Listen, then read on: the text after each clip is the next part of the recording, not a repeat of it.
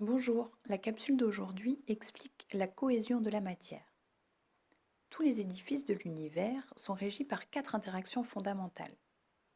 Selon la taille de l'édifice concerné, l'une des interactions est prédominante.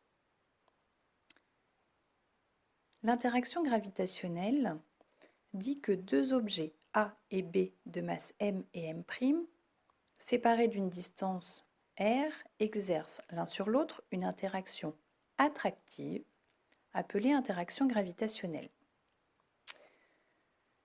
Donc cette interaction agit entre particules ayant une masse. Sa portée est infinie, mais sa valeur diminue quand la distance augmente. C'est l'interaction prédominante lorsque les objets en interaction ont des masses élevées.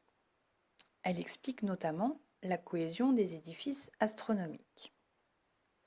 La valeur de cette force gravitationnelle est donnée par la relation F est égal à G multiplié par M multiplié par M' divisé par R au carré.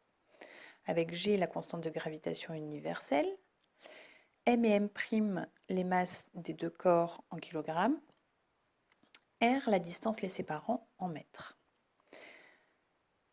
La valeur de la force s'exprime en newton.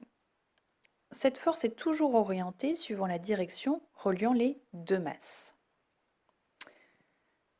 Une autre interaction est l'interaction électromagnétique et dit que deux objets A et B, chargés de charges électriques Q et Q', séparés par une distance r, exercent l'un sur l'autre une interaction appelée interaction électromagnétique. Cette force se traduit par une force électrostatique, appelée aussi force de Coulomb, qui est attractive ou répulsive selon les signes des charges électriques.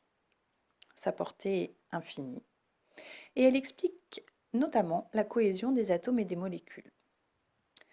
La valeur de cette force électromagnétique est donnée par la relation F égale K multiplié par la valeur absolue de Q multiplié par Q' sur la distance au carré. K est ce qu'on appelle la constante de Coulomb.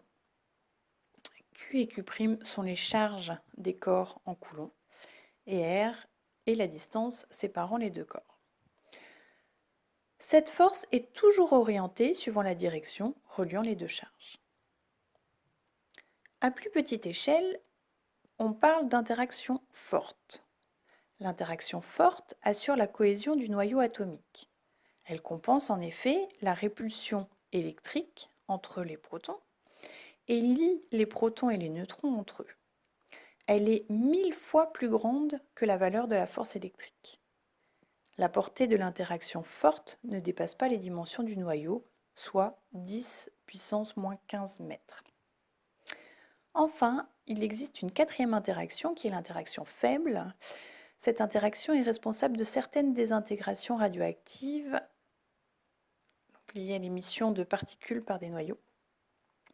La portée de l'interaction faible est très faible, et elle est de l'ordre de quelques centièmes de la taille d'un nucléon, soit environ 10-17 mètres.